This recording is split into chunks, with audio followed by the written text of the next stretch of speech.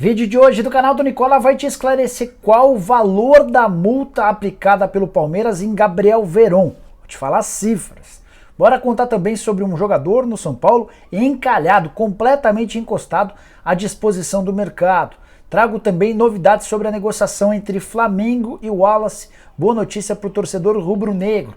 Atualizações sobre o mercado de executivos. Newton Drummond é o novo executivo do Santos e Paulo Brax tem negociações encaminhadas com o Vasco da Gama. Para completar, James Rodrigues oferecido a clubes brasileiros. Cruzeiro com novidade super importante, além de uma série de outras novidades. Você não perde por esperar. Antes, deixa eu só me apresentar. Jorge Nicola, jornalista esportivo e dono desse canal no YouTube com mais de 1.200.000 inscritos, com a ideia de deixar você super bem informado sobre as coisas do seu time do coração.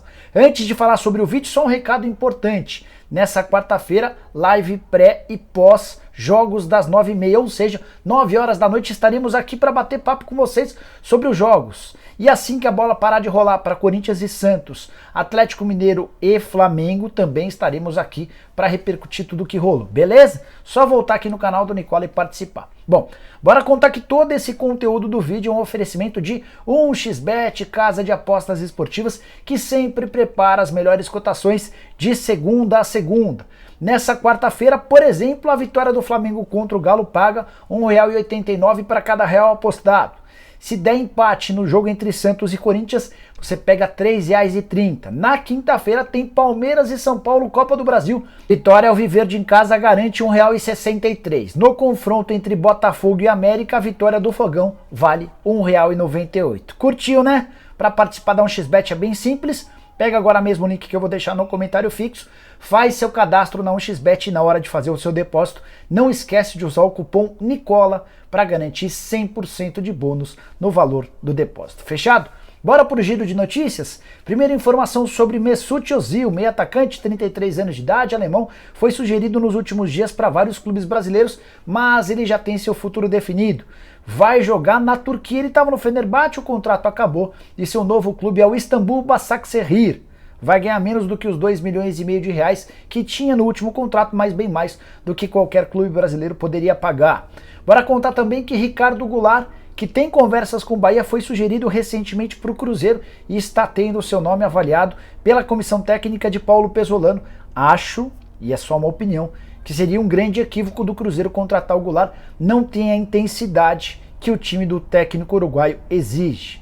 Bora falar também sobre Martim Benítez, ex-São Paulo, atualmente no Grêmio, tem negociações avançadas para se tornar jogador do América. Informação da Rádio Gaúcha é de que o Grêmio já topou emprestar o atleta até o fim da temporada, quando acaba o vínculo do Benítez com o Grêmio, e ainda ajudar com parte dos salários, tudo para se ver livre do argentino que não conseguiu jogar em Porto Alegre. Para fechar o giro de notícias, contar que Fernando Diniz tem 72% de aproveitamento dos pontos à frente do Fluminense. 18 jogos, 12 vitórias, 3 empates e só 3 derrotas. Última das vitórias contra o Cruzeiro, garantindo vaga nas quartas de final da Copa do Brasil. E aí, para arrematar o giro de notícias, antes de ir para as notícias de fato, contar que o Vasco comunicou de forma oficial ao mercado que rescindiu o contrato do jogador Vitinho, meio atacante que pertence ao Corinthians, estava emprestado até dezembro, muito pouco aproveitado. Então isso significa que ele vai voltar para o Timão? Não.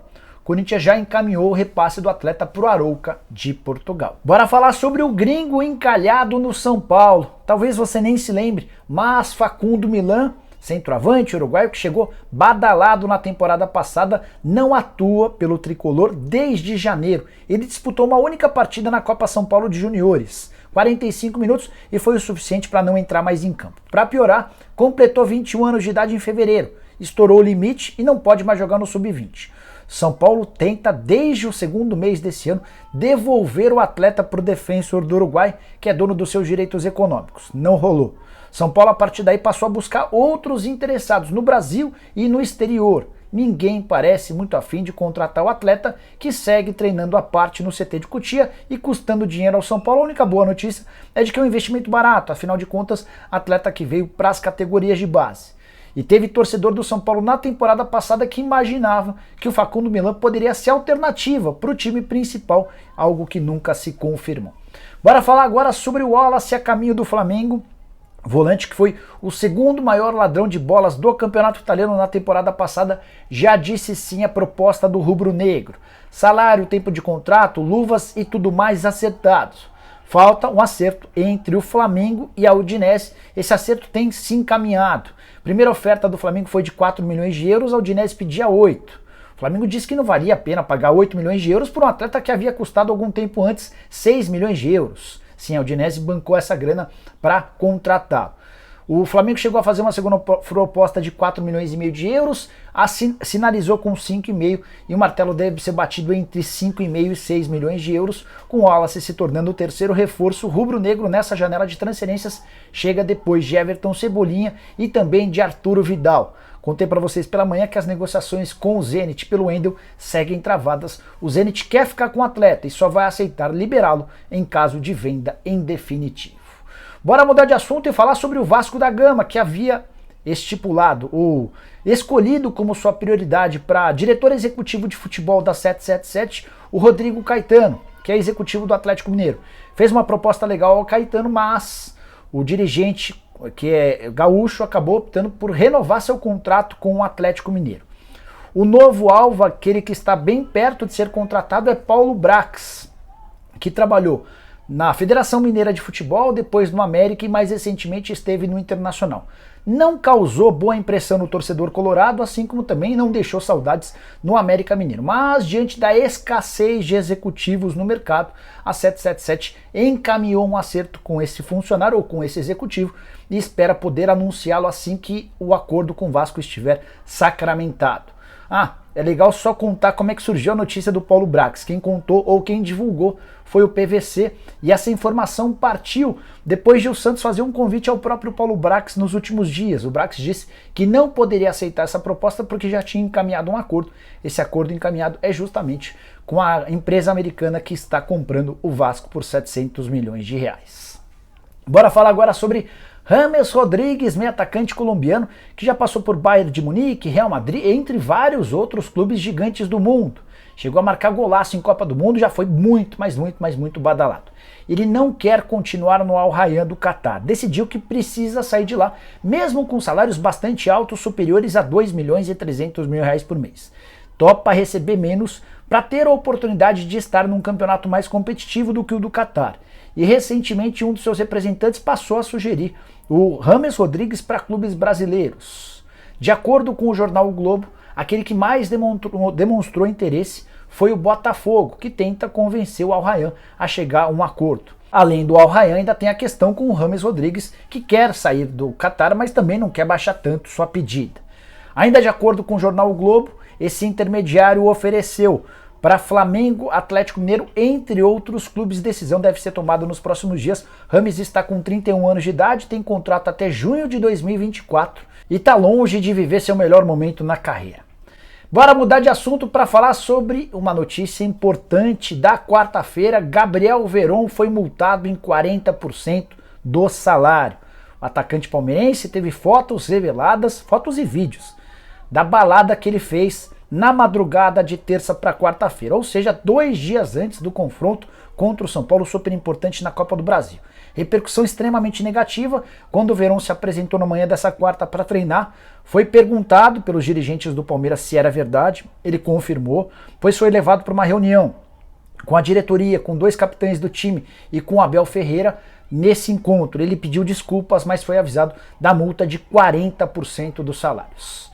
Informação que eu tenho dá conta de que o Veron recebe 170 mil reais por mês, ou seja, vai ter uma punição de 68 mil reais. Quase 70 mil reais de desconto por causa da balada e dos amigos que o filmaram enquanto ele bebia bebidas alcoólicas, algo pouco conveniente para um momento importante do Palmeiras na temporada e também dele. O Palmeiras tem sofrido muito na questão física. O Abel Ferreira já deixou bem claro que exige concentração total e foco de seus jogadores.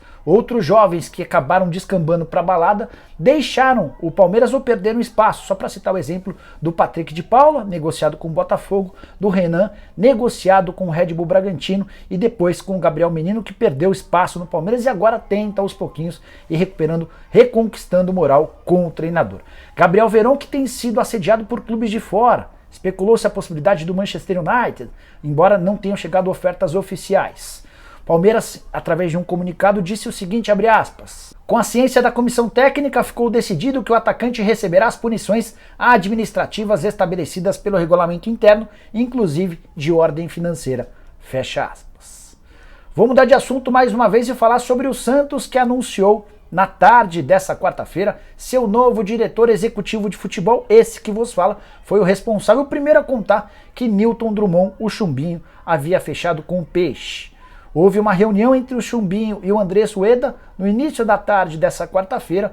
O Rueda gostou daquilo que ouviu do ex-dirigente de Curitiba, Chapecoense, Vitória e Internacional e decidiu contratá-lo.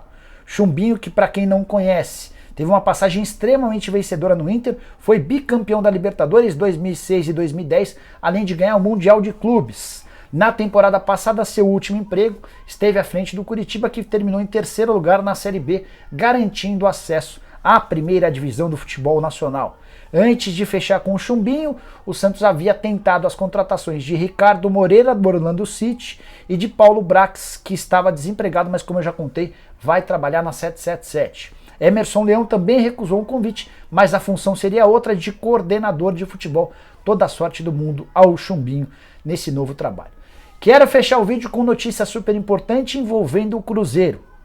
Justiça, através da primeira vara empresarial de BH, aceitou o pedido da Associação do Cruzeiro de recuperação judicial nessa quarta-feira.